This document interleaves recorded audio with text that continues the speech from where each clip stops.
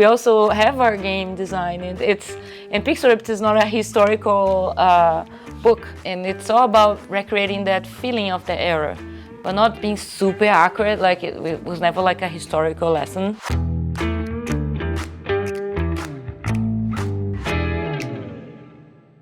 Can you do like a little intro, couple words about yourself, and then a little bit about the company as well?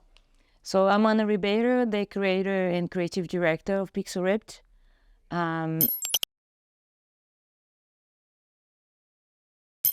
yeah, I'm together with Atari. We focus on VR and mixed reality or immersive experience. So I have been working in VR for 10 years now. And I met Atari, and the Atari company had been like for 5 years in the industry. We're based in Brazil, and I partnered with them back in 2017, and then we released it together, Pixel 1989. And then the partnership has been going so well, and then we released it Pixel 1995 in the middle of the pandemic. And now we're in the third episode, 1978. So yeah, it's going well. So can you do like a little intro? Sure. About yourself and what do you do at Atari? Sure. So my name is Ethan Stearns, and I'm the head of publishing for the games group at Atari.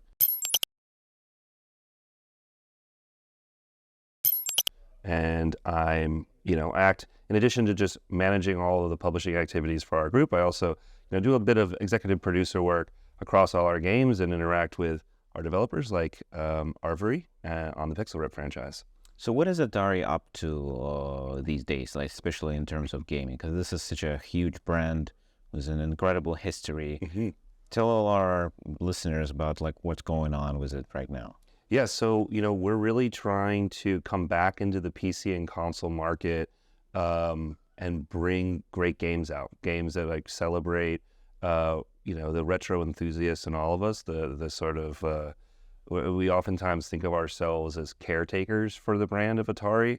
We've all come in here and we love Atari, and I think we love what Atari means to the industry. And so we're trying to do right by that and bring out a lot of cool games that are both like sometimes very classic in their connection to the IPs in the world of Atari, and then also games like Pixel Ripped that are doing something really new and innovative in story and in design, but are also still like love letters to that retro nostalgia that we all kind of have for video games. So Atari is making games. That is what we're doing. There are different parts of Atari that have business, and we have some hardware that we do, and so we're making collectible Atari 2600 carts, and we have some licensing stuff that the company does, and so we're doing a bunch of different stuff. I focus on the games.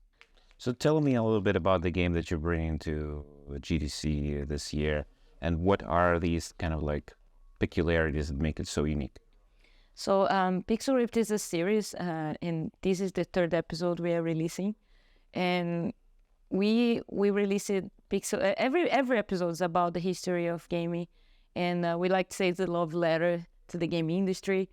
And we released Pixel Ripped 1989, which was about the Game Boy. So the release of the Game Boy was 1989. 1995 was about the 16-bit and Sega Genesis against Nintendo era. The PlayStation 1 was released. In 1978 is actually the first episode we go back in time. So everyone was expecting we go forward. In 1978 is the only episode which showed the origins of the franchise, how Pixel Ripped, which is also the name of the game inside our world, really matter. When Pixel Ripped was created, and it was inside Atari. So and this is the first episode we go back and show the origins, and it had to be with Atari. Also, because it's the third game, there's many things we wanted to do before we couldn't. There is a big feature we had to cut on the second episode, which was the ability to walk around and move as Dot in first person, have her powers. And we wanted to do this in 1995. We had to cut it out. The game was too big already. So the team was really sad because we had to cut this out. And it was actually good because when we started in 1978, we're like, okay, this needs to be the main feature, because when we saw all the reviews of 1995, or most of the reviews are like positive, but they would have this comment, it's really good game, but I wish I could be Dot. I wish I could explore the world in first person, talk to NPCs, have a combat. And we all like, yes, we also wanted to. It was so frustrating. And then this was the main feature we had. And this became like the biggest difference of the game in comparison to the previous game, Pixel Rip games. Before, you would be passively inside the game world just as a cutscene moment. And now it's another game. Like we also, like we're crazy. Like we already had the platform game that you're playing inside the game, and the VR world that you have to interact and deal with to complete that game. And now we're giving players the ability to go inside the 2D game in first person 3D, and then do things, combats, and then affect that world so you can go back to the real world and progress in the 2D game. It's really hard to explain. Yeah, I'm gonna have an opportunity to play a little bit, so hopefully I will. Yeah, hopefully when you play you understand, but that is many dimensions, and then we build one more. It's just, we felt like we had to do kind of like a twist and innovate, because it's the third episode, and okay, we didn't want to just do the same formula over and over, that you play in a game and being distracted by humans and to complete that game. We wanted to make it bigger. And also something really good about it, this is the first time we're doing a partnership with a real company, with Atari, and we're able to actually make the game not just also feature and have Atari, you're inside Atari, not a fake company, and you have a 2600, but we are able to make a much bigger game. When we partnership, it was, we're in a year of development already, and we had cut out a lot of things from the game, and the game would be the same size of the previous episodes, around like 3 hours-ish. And when we partnership, we were able to add, make a much bigger game. And now we're around like 5 to 8 hours, depending on the player. So this is the biggest game we've done in the franchise. And I think this is also because of Atari. And it was really cool that they're super open for us to be creative, have the freedom to use their RPs. We're like super worried, like can we broke the cartridge of Food Fight? Because I have this moment that the developer is fixing bugs in the game, and then a friend comes and like, could you fix this? And there's like Food Fight, and it's all full of bugs flying around, and you're hitting them, and you're playing Food Fight in the screen. So we kind of worry, like, can we break this? And it's super fun. Yeah, go for it. It's they respect that we also have our game design, and Pixel Ripped is not a historical book. It's Pixel Ripped didn't exist on Atari, and it's all about recreating that feeling of the era, but not being super accurate. Like it was never like a historical lesson. And I think it was really cool that Atari was super open when respect our creativity freedom. So how does Atari work with game developers in terms of like, how does your, do you do rev share? When do you want to start working? Do you start working on when it's like almost finished, or like way early on? Like, do you bring in your like, producing capabilities? Do you help out in some way outside of just kind of like distribution and go to market? Yeah, so I think it's a little of all the above, what you mentioned. I mean, we're very much a traditional game publisher. So oftentimes that means that we're coming in with financing to help support the creation of the game. In addition, we provide a lot of other capabilities that allow the developers to focus on just making their game. So we can focus on the things that help, if it's localization or porting or QA or other services to help the game be finished so that the developers can focus on the things that they're doing. And then really our biggest job is dealing with distribution. So getting the game through all the different storefronts, doing the best we can to make sure that's the best looking product on those platforms it can be, as well as marketing and PR and other things we do to try to, bring more eyeballs onto that game. So it's a very traditional, and then sort of the business of it is always different. It always kind of depends on on different elements of what those games are. Sometimes we get games and they are further along. Like Ana had mentioned, they had been working on the game for a year when we started working on Pixel Rip with them. And we look at that as like a partnership in a lot of ways. Like we want to come in on the game with them, that's their game, and help them find success in that game, invest in their success for that game. And then we have other titles sometimes where it's like, it's a PowerPoint deck or an idea that someone had on a napkin at a restaurant. And, that'll be the kernel of the beginning of that idea. And then, of course, has to develop more into a structured project. But yeah, so it kind of is all over the place. But we're just trying to find great creators who really love that nostalgia concept for like retro games, or that feel like they're part of the fabric of Atari games, and do what we can to support their success. You've been in VR for a while now, right? So it's been like 10 years. How do you think this direction and area changed over the years? Has it become more kind of like there's more competition, more platforms, less platforms? Because probably VR train has been going for just as long as 80 level has been going, and we've seen ups and downs and ups again. Like, where are we now in this journey? I feel like if you compare to the mobile industry, there's an industry we know. I would say we're still waiting for the first iPhone. We are in that moment that it's kind of close. We know it's gonna go well. I have BlueBerry, all those phones, but we don't have that hit massive adoption that we are expecting, like the iPhone had. So I feel like we are on that curve. We know VR is gonna stay. It's not like that moment in the beginning when we're like, it's like the Wild Wild West and we're like surviving the wave. Is this gonna actually last? And we had a lot of moments in the industry. There was this hype, overhype, like 2016 when the first Oculus was released, and then the hype was like kind of going down, and then we're kind of going through these phases. But I think after pandemic, especially after the Quest 2, we now finally have a market. We have been before like looking for investment and need investments to survive, but now we are finally in a moment that we have a market and we are okay with the project. We're actually like fine, and we established now with the company, with the projects, that we're not even like, oh yeah, it's like, yeah, we're here to stay. It's like finally the moment that we're like, yeah, we have a market, we have platforms, we have the industry is here. And before it was kind of like the Wild Wild West. It felt like the consoles were like kind of figuring out. So the first headsets, if you remember the Vive and the first Vive and the first Oculus, and they all have like a kind of different controllers. So it was really hard to work with. We kind of have to like do different designs in the game for each platform, totally different controllers, buttons. Some we couldn't even make the game for because there was no joystick or no buttons, and we could actually port the game.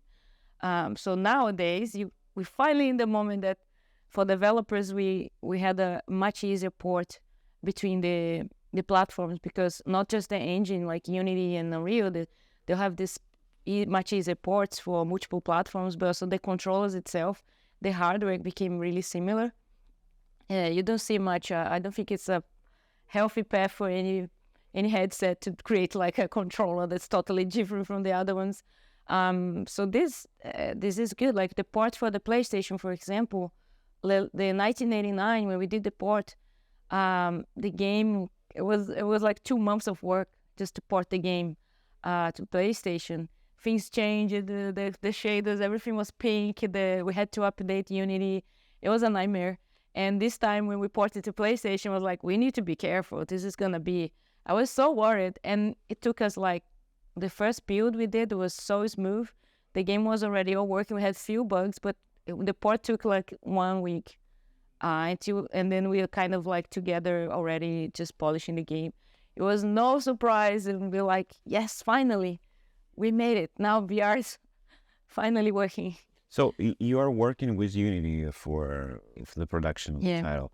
What did you use this technology? What are the advantages? I understand that it's more like a more seamless porting, the one of that you mentioned, but maybe there are some other things that make Unity like a better fit, even for VR games in particular.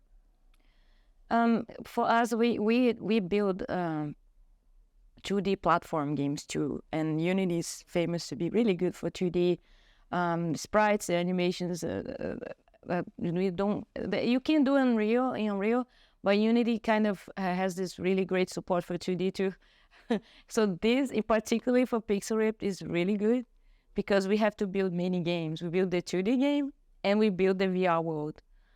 Both Unreal and Unity are really good for VR, and I don't think that there will be a struggle. Also, Unity in the company, all developers are used to Unity, so that to go to Unreal would be a total big change in the company. We're actually studying Unreal too, but they make all the company use Unity nowadays, so it will be a big switch to Unreal. I have been using Unity for like also about 11 years. Yeah, 11 years. And most people in the company have been like years using. So we are, it's a platform that we feel comfortable and we know a lot. And there's a lot of people really like specialized in Unity. So I feel that's like one of the big reasons. I wouldn't say like Unity is better or Rio is better in VR for the platform, but for the game, there is no reason we would go for Unreal today. Like Unity is doing the job. We don't know the Pixel Rip franchise with Unity, and especially for the 2D game, I would say it's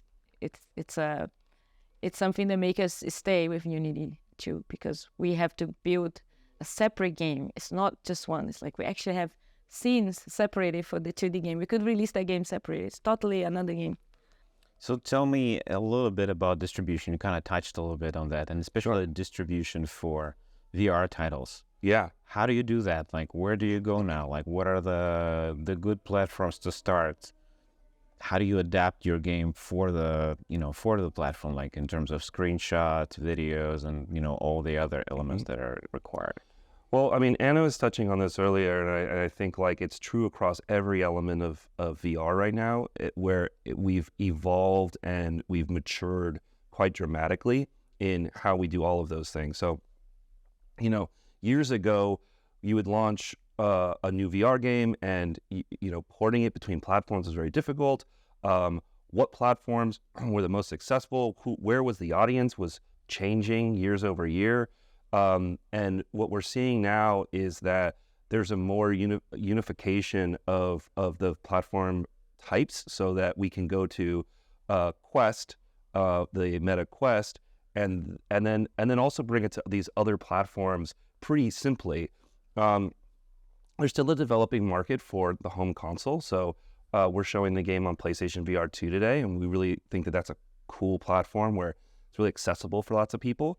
But then there's also a lot of people who are on Meta Quest. I mean, it's probably the biggest individual market for VR titles right now. But then we also have communities on Steam. People on Steam, people on HTC.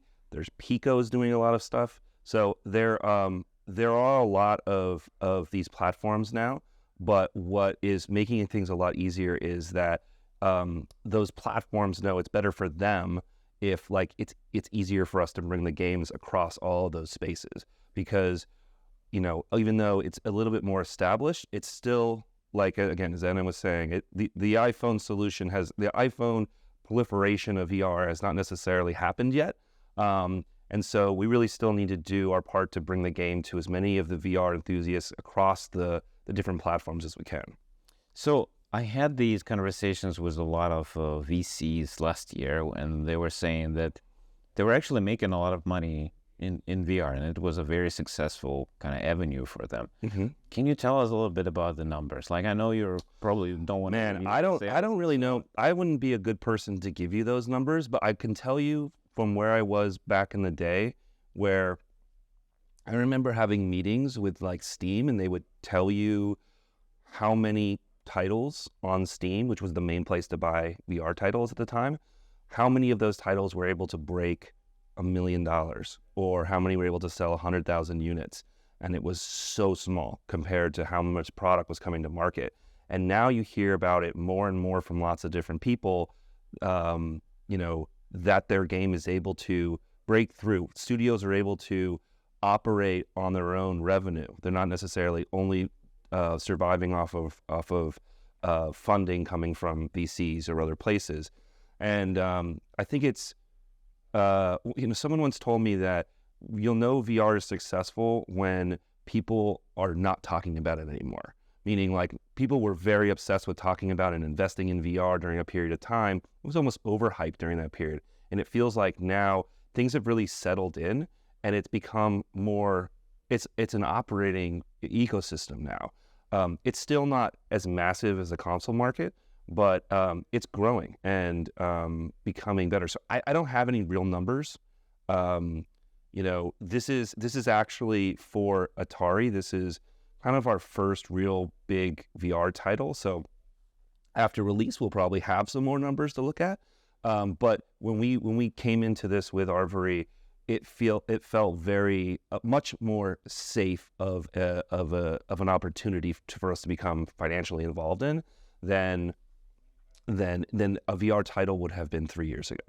So how do you feel about, I know you're kind of like in the middle of this experience and you're showing this game to everybody and there's still sales to be had, but overall, do you feel like Atari would like to continue these experiments with VR? Where do you see VR in the next, let's say, 3 years?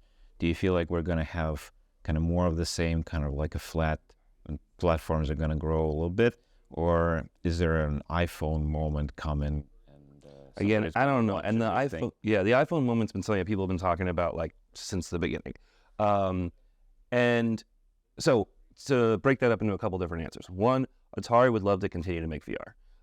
I think that one of the things I love about VR is it gives people who aren't traditionally gamers an opportunity to participate and interact with a game in a way that feels more intuitive and allows them to sort of break down the barriers in a lot of ways of like what a game controller is and allow them to like have an interactive, immersive experience.